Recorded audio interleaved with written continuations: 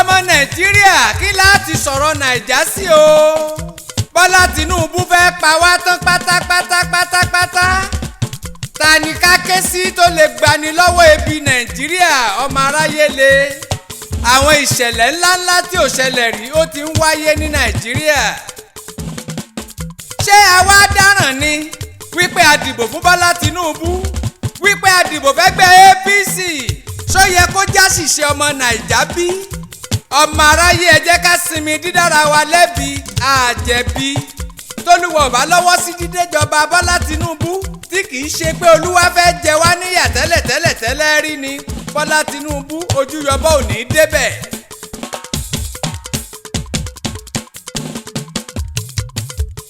àṣìṣe ti wáyé àti dìbò fún bọ́lá tìǹbù àti polongo ẹ̀ ó ti wọlé. àṣìṣe ti wáyé. oṣù kẹta tó ti wọlé tẹ́ ẹ bá rántí ni mo ti rápẹrẹ pé ò lè ràn lú lọ́wọ́ kíyà tó fẹ́ fi jẹ wá pọ́mọ́lẹ́pọ̀ tó bí eléyìí ni mo ṣe ń fún rere rẹ̀ tí mo fi bẹ̀rẹ̀ orí ewì èébú nígbà yẹn tí wọ́n lólógun dúdú tún ti bẹ̀rẹ̀. ìgbà wo ló sì débẹ̀ náà kó lógun dúdú ó jẹ́ kí bọ́lá tìǹbù ó sinmi lórí àlééfà. mo dúpẹ́ gbogbo yín ọ̀hún lẹ wá ń padà yìn mí láwo. gbogbo aráyé pátápátá ẹ ti rójú ìgbà ńlá ṣá. ṣé ẹ ti wá rí i pé ìgbà tó bá pọ́dún kan níjọba nìyà ọ̀hún ṣẹ̀ṣẹ̀ bẹ̀rẹ̀. ẹ wo náà nẹ́pà bó ti dà. ṣé bí náà ti ṣe rí rèé láyé Jonathan láyé ìjọba Buhari. sẹ́ni òkùnkùn ní Bọ́lá Tinubu ló ṣe fi wá sínú òkùnkùn ni. ẹ lọ wo oríṣiríṣi abandon project nígboro. ẹ lọ wọ̀nà Èkó tí Ṣàngó Ọ̀tà. ẹ lọ wọ̀nà Ilé Ifẹ̀ síbàdàn. ó lé ní 10 million ọmọ Nàìjíríà tó fẹ́ jápa.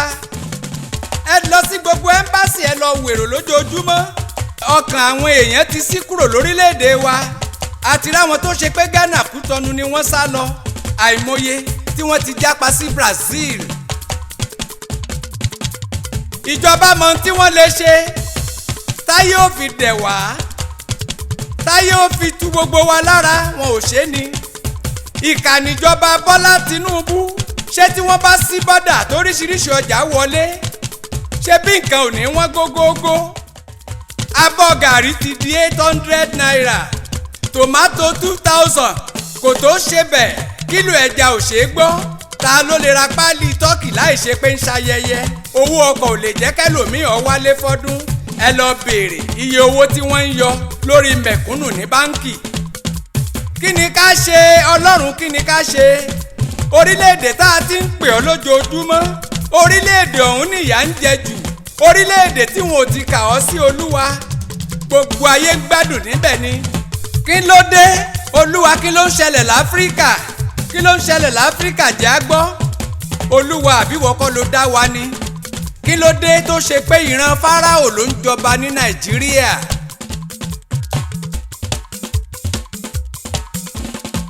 mọ̀rìwò lẹ́sìn ń rí ẹ̀ tí ìrèégún. epo pẹtiró ń lọ sí 1000 naira. ọmọ Nàìjíríà ebi dé, ogun dé, àti gbé jombo. àwọn sójà tó yẹ kó gbàjọba gbogbo wọn ti jẹ dòdò. ṣíọ. àwọn olórí ẹgbẹ́ òṣìṣẹ́ lóríṣiríṣi. ìwọ ni Nigeria Labour Congress, ìwọ ni TUC, TTC. àwọn olórí ẹgbẹ́, àwọn aṣojú ọba tí wọ́n lè dáṣẹ́ dúró, tí wọ́n lè kọ̀máǹdì àwọn òṣìṣẹ́ pé kí wọ́n dáṣẹ́ lẹ̀, gbogbo wọn ni wọ́n ti gbàbọ̀dè títí dórí National Union. gbogbo oníjùjú onífújì tó yẹ kí wọ́n ràn wá lọ́wọ́, gbogbo wọn ni wọ́n ń kọrin l'Aso Rock Àbújá lọ́sọ̀ọ̀sẹ̀. nǹkan dé o, ebi dé, nǹkan ti bàjẹ́ ọmọ Nàìjà. ayé wa polúkúrúmuṣu ọmọ Nàìjíríà àti ìmọ̀bi tí kó wá ń lọ. ẹ tún lọ béèrè lọ́wọ́ Ifá, lọ́wọ́ Ọ̀rúnmìlà, ibo ni Bọ́lá Tinubu ń tì wá rè. ọmọ Nàìjíríà a ti kó sí páńpẹ́ arógo lọ́wọ́ Tinubu àtàwọn ọmọ olè tí wọ́n jọ ń ṣèjọba. wọ́n lọ sí New York nílùú òyìnbó, 500 million naira ni wọ́n fi ṣòwò òtẹ́ẹ̀lì tí wọ́n lọ sùn níbẹ̀. ẹ̀yin ọmọ Nàìjíríà, ọmọ Haúsá, ọmọ Ìgbò, ọmọ Yorùbá, kò sẹ́ni tí ó pè yín kò sẹ́ni tí ó lagogo fúnra ara yín lẹ sì máa bọ́ sórí títì bọ́ sí gbòòrò ó dá mi lójú ìyà ò tí ì dùn yín tó ó sì ń rìn yín ni ewúrẹ́ yín tí Bọ́lá Tinubu ń lé kiri kò tí ì súnkàn gírí ni ọmọ Nàìjíríà ẹni láti béèrè lọ́wọ́ Ọlọ́run ẹ̀ṣẹ̀ tá a dá tó fi kó gbogbo wa sọ́wọ́ Bọ́lá Tinubu Ahmed ẹ dìde ọmọ Nàìjíríà ẹ dìde ẹ̀yin fúnra ara yín lẹ́ gbéra yín níjà Ọbáfẹ́mi Awólọ́wọ̀ sọ níjọ́sí gbogbo sọ́jà ló ti gbàbọ̀dè ayé ti nira dé góńgó wọn ti tì wá kàn kiri ọmọ Nàìjíríà ó ṣẹ̀ṣẹ̀ wá yé mi ní pọ́mọ Yorùbá ló kàn Bọ́lá Tinubu Gbàjàbíàmílà Délé Aláké orí yín ti burú ẹ ti ya wèrè ẹ lọ ń bẹ àwọn investors pé kí wọ́n wá invest sí Nàìjà ẹni kí wọ́n wá dá ilé iṣẹ́ sílẹ̀ sí Nàìjíríà tàwa borí tiyín bá dàrú orí òyìnbó ọ̀dàrú ẹ̀dùn oníṣàwà lẹ̀ ń tàn ẹ rò pé ó lè jẹ wá wípé ẹ lọ gbé investors wá ẹ ṣe bójú wa dúdú ẹ lé ẹ fẹ́ gbé investors wọlé ṣe ká máa jó ni àti Bọ́lá Tinubu àti gbogbo ẹ̀yin wèrè tẹ́ ẹ jọ ń ṣiṣẹ́ bí èlùbọ́ gẹ́gẹ́ láyé yín ń bọ̀ wá kù dànù.